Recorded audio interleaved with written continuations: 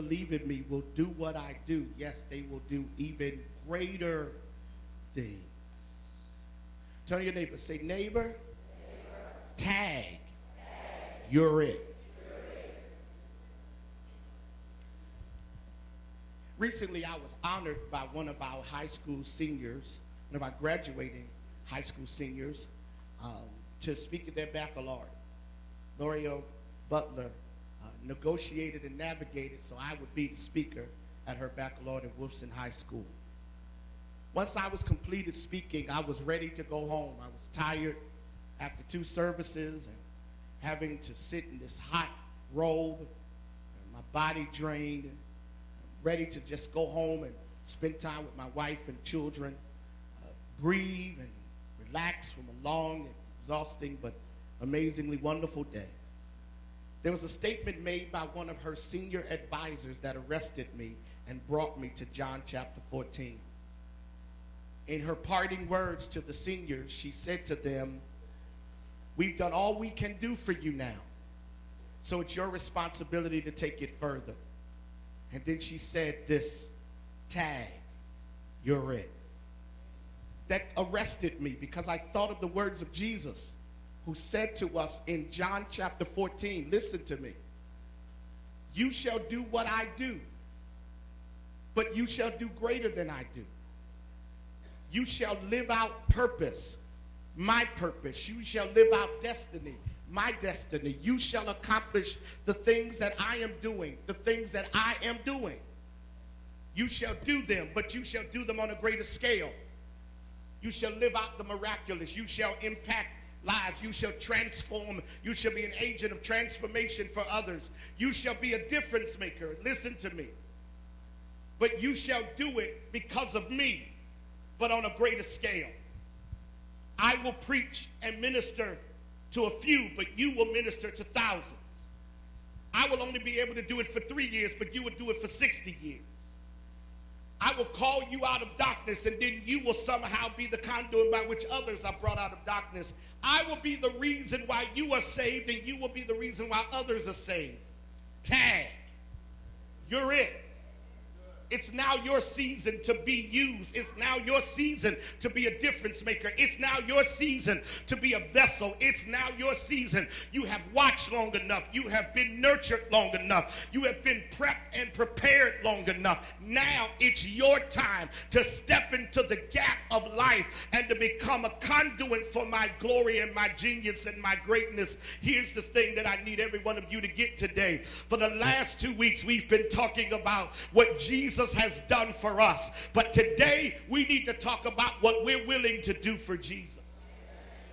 The last 2 weeks, Stephanie, we've been telling you that he paid the ultimate price. But now, Sister China, I ask you, what are you willing to do for his glory, for his purpose? What are you willing to do to achieve the things that he's done for you that you could not do for yourself? We have had an amazing worship experience, but after the shout, after the dance, after the prophetic utterances, after the time of worship, after the music, even after the sermon, what will you do, Tasha, with your life that will cause you to be someone that can live with a sense of integrity and legacy? Religion is more than you having a feel-good moment once a week, like you're an addict coming in here sniffing the line of his glory and then going home to sleep it off. No, this is a lifestyle shift, and at some point in your lifetime, you got to understand that your brilliance, your beauty, your resources, your opportunities, your education, your networking, and everything that you have has not been about you. It's been about him.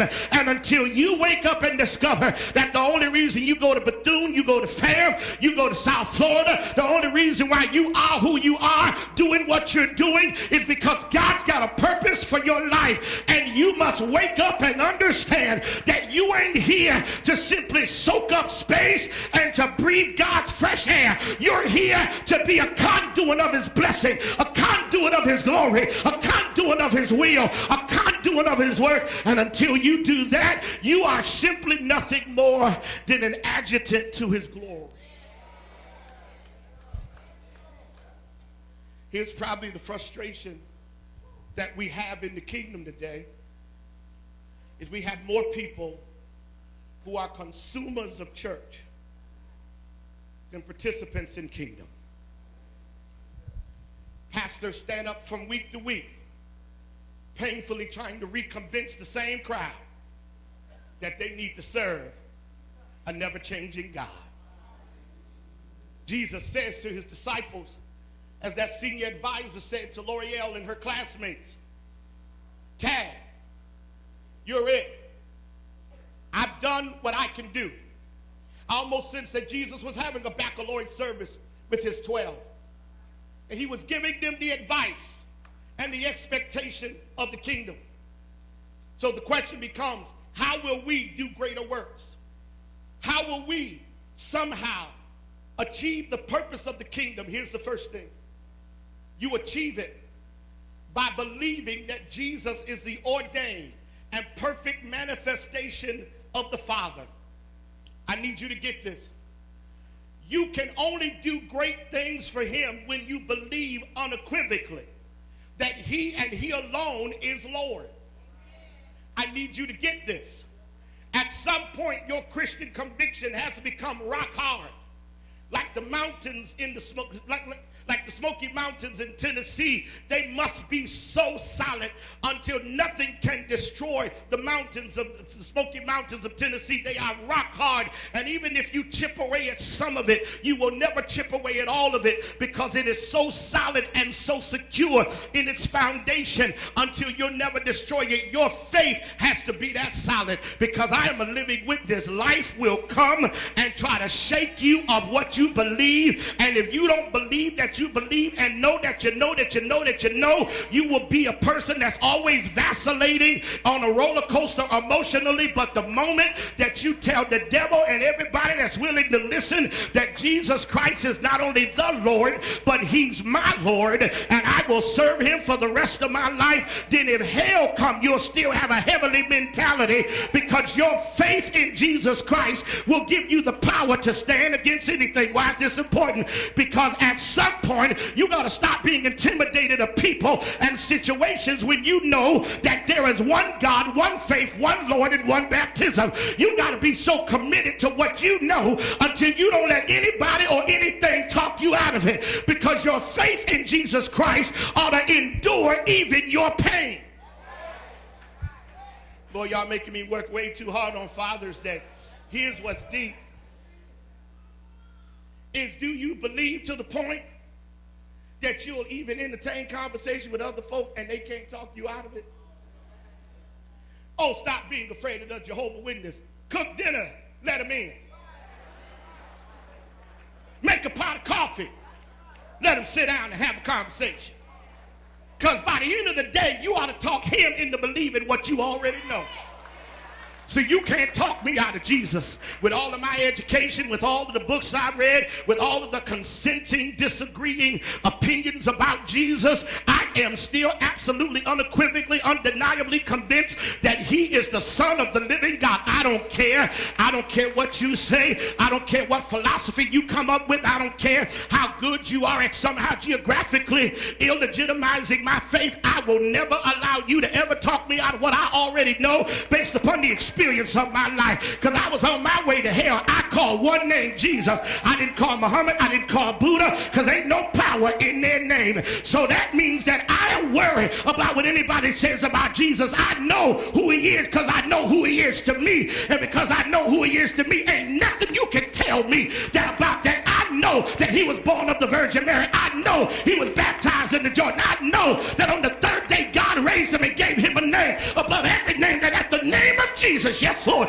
every knee should bow and every tongue should confess. Say whatever you want to say, but I am an absolute, firm, unequivocal advocate that Jesus Christ is the only name by which men and women can be saved. That's why when I come to church, if you don't say Jack, I'm going to give him a holler, because I am absolutely aware that it is because of Jesus.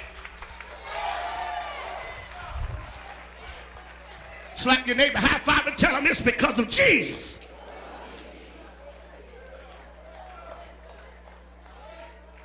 Woo. So, you sit around having discussions. I ain't got nothing to talk about. Call me stubborn. Say that I'm not open. Tina, call me whatever you want to call me. I ain't got nothing to talk about. Because when I get in trouble, it's Jesus. I ain't never shook his hand, but I know how it feels. I know how his touch feels. I ain't never walked with him, but I know I ain't never walking by myself. I don't know how it looks, but I know what he's done for me. I ain't never seen the empty tomb, but I know he ain't there. And you can sit around and try to do anything you want to do. But Tasha Lean, I know without a shadow of a doubt, like my grandma and granddaddy used to say, he woke me up this morning and he started me on my way and he kept me in my right mind. And that's why every chance I get, I call his name. I ain't got to wait till I get to church. I call his name when I'm walking down the street because his name is like music to my ears. Will you shake your neighbor's hand and say, neighbor, if you only knew how good he was to me, you would holler for me. But since you don't know everything, I'll holler for myself. I don't need no rocks to holler. I'll holler because if it had not been for Jesus.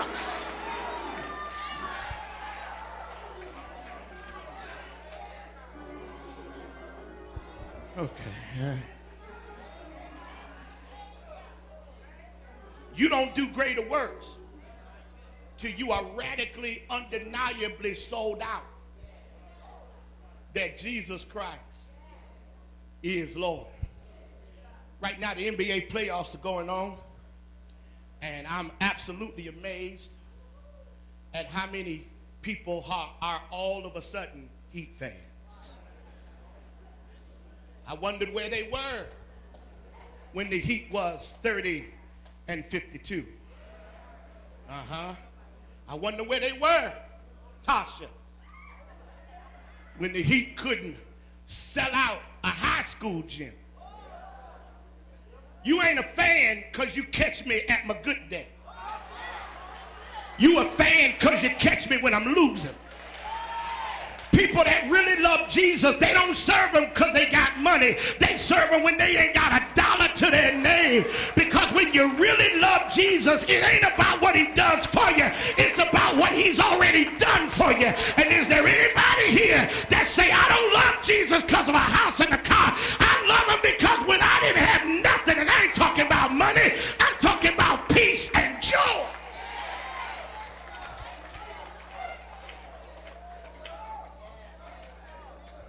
Tasha, you my daughter. We can talk like that. You start with the fact that you absolutely know who he is. Why is this important?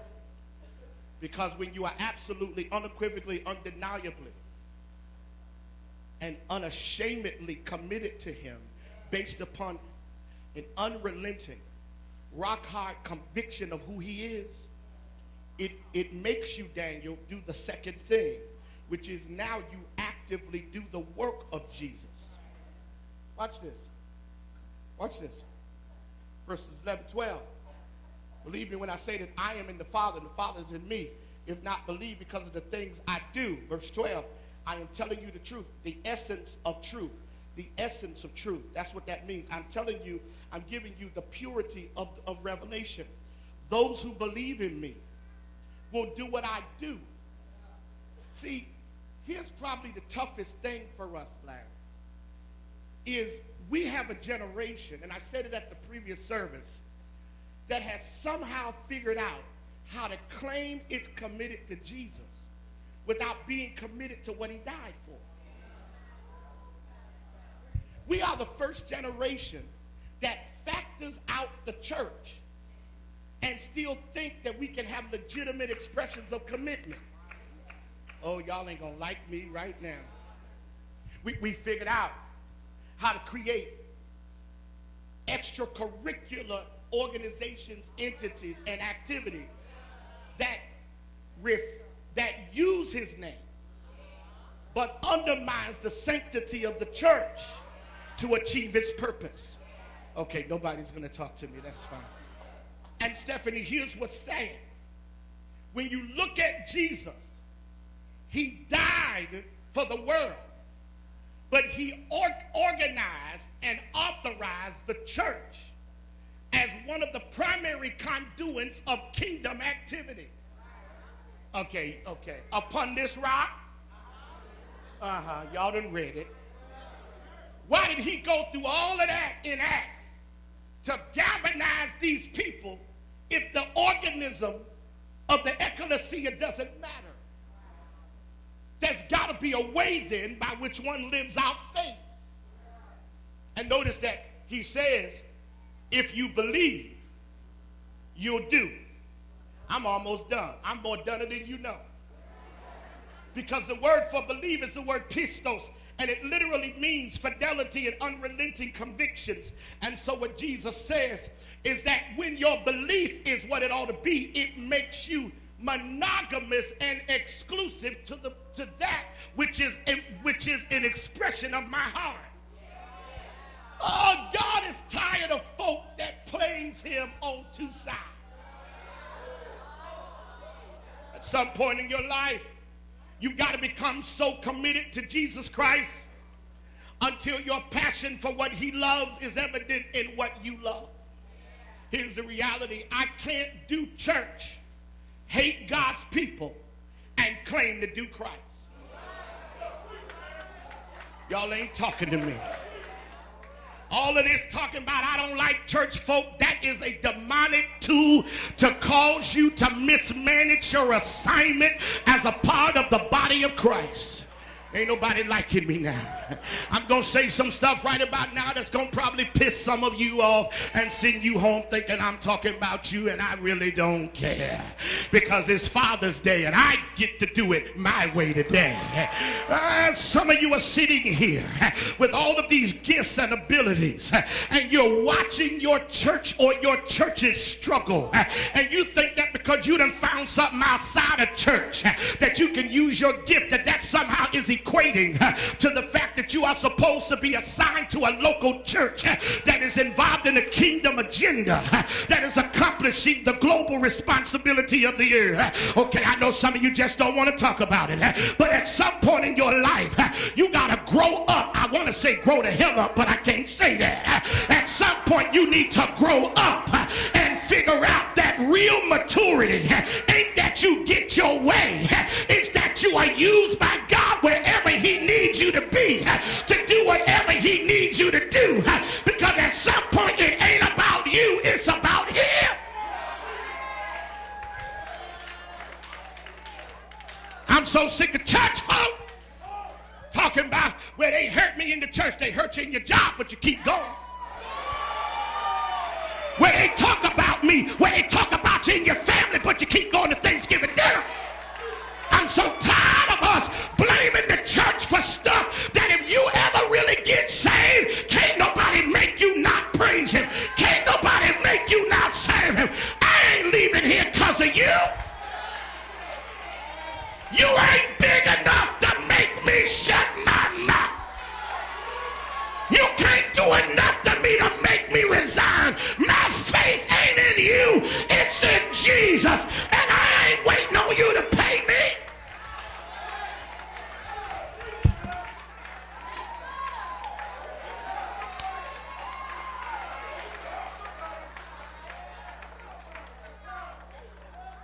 All right, I'm back.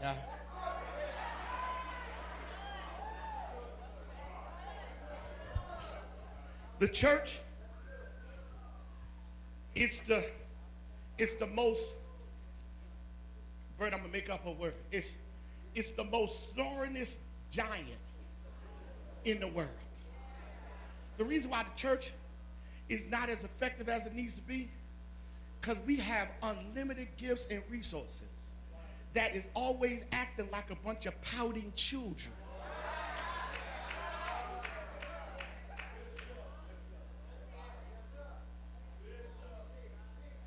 We get wounded by the very thing saving us. Listen, all right, let me see. I can. If I need to get there, to where First Lady is. Come here, Brianna. I need to get to where First Lady is. Here's what happens in far too many churches. Come here. The church, face her. Face her. The church gets a little momentum, so it has a good season. And then something stupid happens, and folk start going through, and they get in whatever, and it goes right back.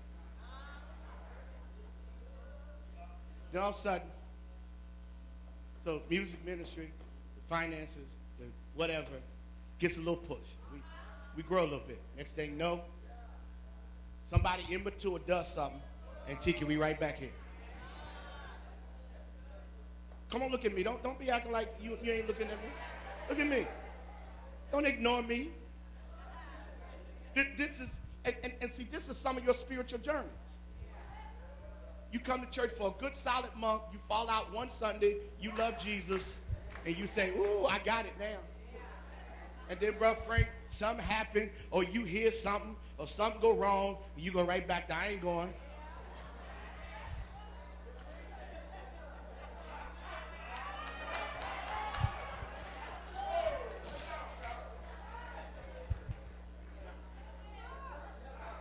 Ain't you tired yet?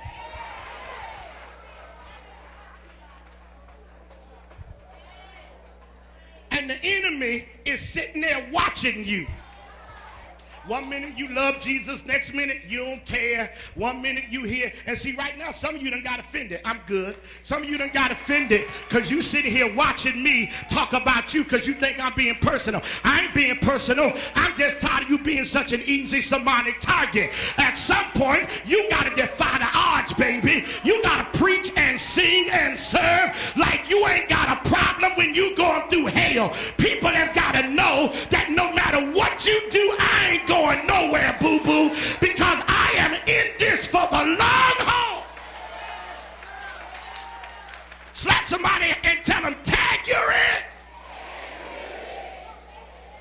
I'm good. Thank you, sir.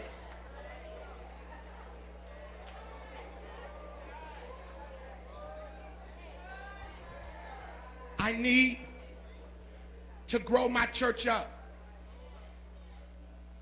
I need you to grow up. Here's the toughest thing about pastoring the church. You don't know who you can count on from week to week, depending upon what they done heard or what they going through. You can't stand up and preach a sermon like this, and I had 3 people go, I'm sick of him taking shots at me. I'm tired of going there and he's always fussing. Why can't he just preach Jesus? That's all I'm preaching. The problem is, at some point, your relationship got to have an expression. Some point, you got to do something. I mean, Sister Connie, all this education, all this experience, you can't go just retire. You got to do something. People who really love Jesus, they don't watch. They don't sit around. Watch this. People who really love Jesus, they can't watch people go into hell and go to sleep easy.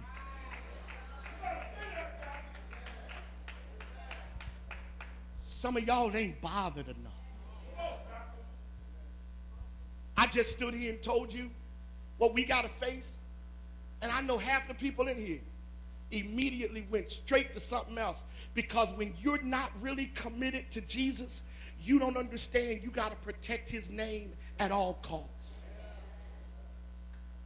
Mistakes I've made that could have damaged the church had bothered me to the point that I don't want to ever put this church or the name of Jesus Christ in any compromising position. Anybody listening to me?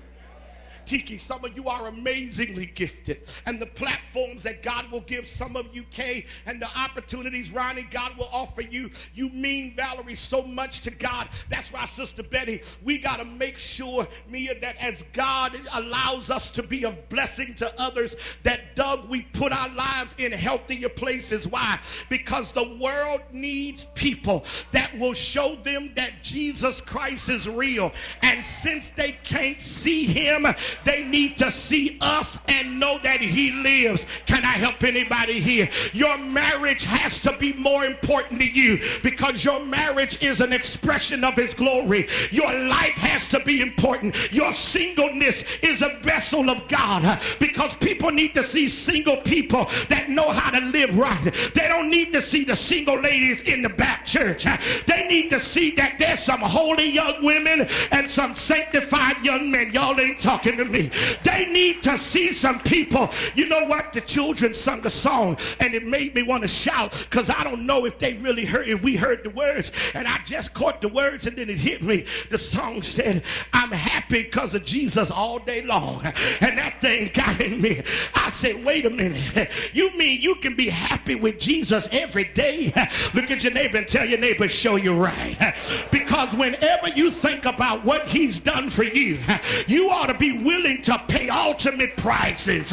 God needs a church that's radical enough to serve him with everything inside of him. Quarterman, that's why he's raising you up to be a deacon, because he needs men that ain't scared to do the right thing, ain't scared to be the right thing. I need somebody to wake up here because you are in a season where you can no longer watch us do church. Tag, you're in. It's your season to get up and do something with your life. Tag, you're in. It's your season to make a difference. Tag, you're in. It's your season to be a blessing. Tag, you're in.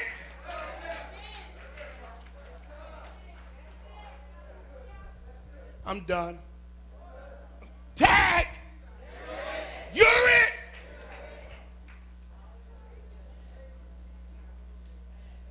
God has grown weary of the dancing, shouting, but socially disconnected church. He's tired of churches that's more concerned about building the next great building instead of building the next great life. He's tired of preachers who would rather raise money than raise people from the dead morally, spiritually, physically.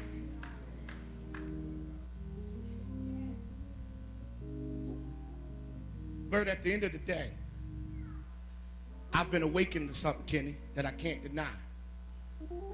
For everything God has given me, it is all kingdom assigned.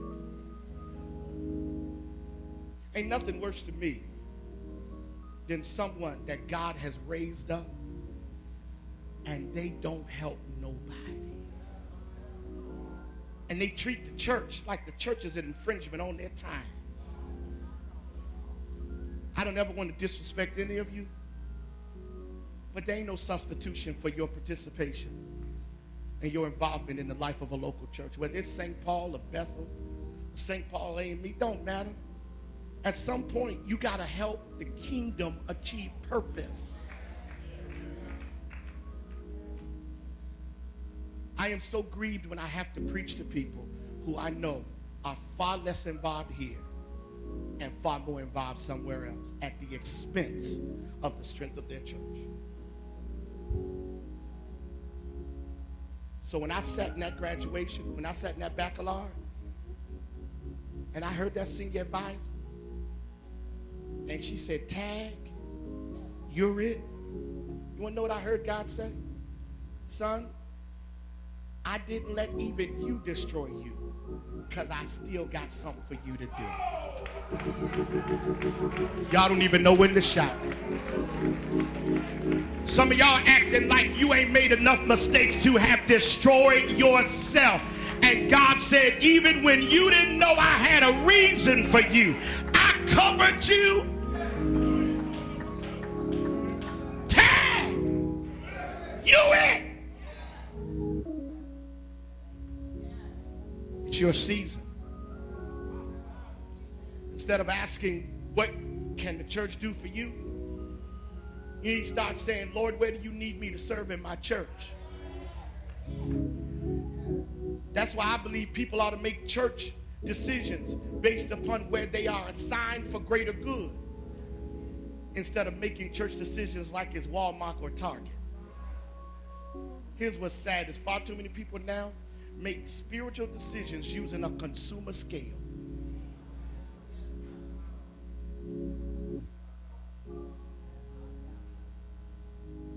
Why has he raised you up? What is your assignment? Why has he burdened you to do this? Why did he make you a deacon? Why did he give you this gift, Larry, of music? Why, Andrea Kahn? Not only has he saved you, but given you this incredible, relentless passion for holiness and righteousness.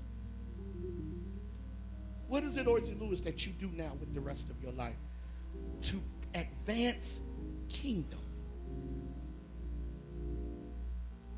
Tag. You're it.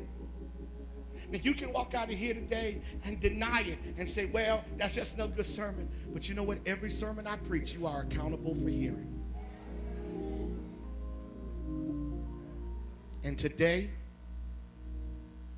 tag. If you don't remember nothing else, you're going to remember that. There used to be a day cooking when we were little kids, that when you played hide and go seek,